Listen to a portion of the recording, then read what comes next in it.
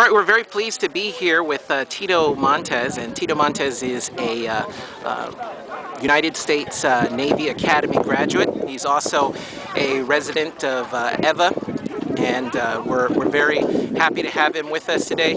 Tito, as a former Navy officer and a EVA resident, can you tell us what December 7th means to you, and what message you have for future generations of Americans in defending their liberties and preserving their liberties?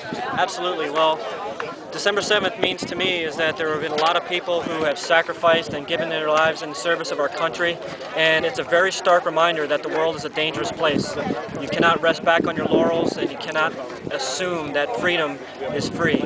And you have to do these ceremonies, you have to have these types of things so that you can teach the younger generation of what service means, that the world is a dangerous place, and that history must be preserved, because it's a very dangerous world if you think that history begins every morning that you wake up. So these types of events, honoring these people out here, is a message of our American heritage, and it's a message for future generations to always value your freedom and to know that freedom is really only bought with blood.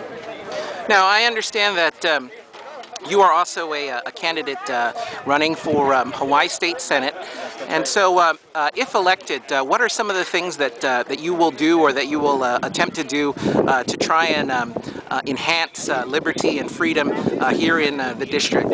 Well, first and foremost, in keeping with the message of this ceremony, is that sites like this need to be preserved, and the state legislature should do all it can in working with the Department of the Navy and private industry to make sure that these sites remain preserved, and as a lesson and as a history to where we came from and where we're going. Second of all, it's by no means enough to just preserve a site. Okay, we have to live liberty in all facets of our life, and a state legislature has to honor liberty and honor freedom in all its policy decisions, not just by preserving sites for history, which is very important. So liberty and freedom extends in all realms, not just in defense of our nation against foreign enemies, but also defense of our freedoms and our liberties internal to our nation and to our state. And those enemies of freedom who would take those liberties away through higher taxation, larger fees, burdensome regulations, and a high cost of living, you don't honor freedom and you don't honor liberty that way with those types of policies, and it would be my mission to reverse that trend. Now, one of the things that we talked about during today's ceremony was making America a nation worth defending. Absolutely. What do you think are some things, because you know we all have our responsibilities, what are some things that the individual citizens of this great country can do to help keep this a nation worth defending? Well, the first thing you have to do is you have to teach your children what our history is and where our liberties and our freedoms come from. And our liberties and our freedom, in essence, come from, not from our government, okay, but they come from our people here that have served and have given their lives in protecting us against foreign enemies.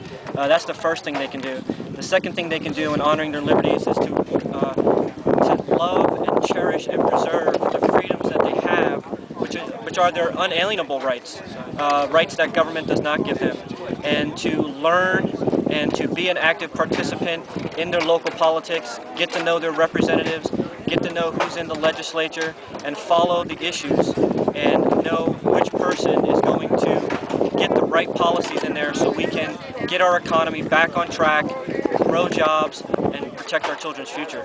So really it's a twofold thing: remembering our history, remembering where we came from and how our freedom gets there, and knowing how to protect ourselves from those who want to take it away. Thank you so much, Tito. God bless you.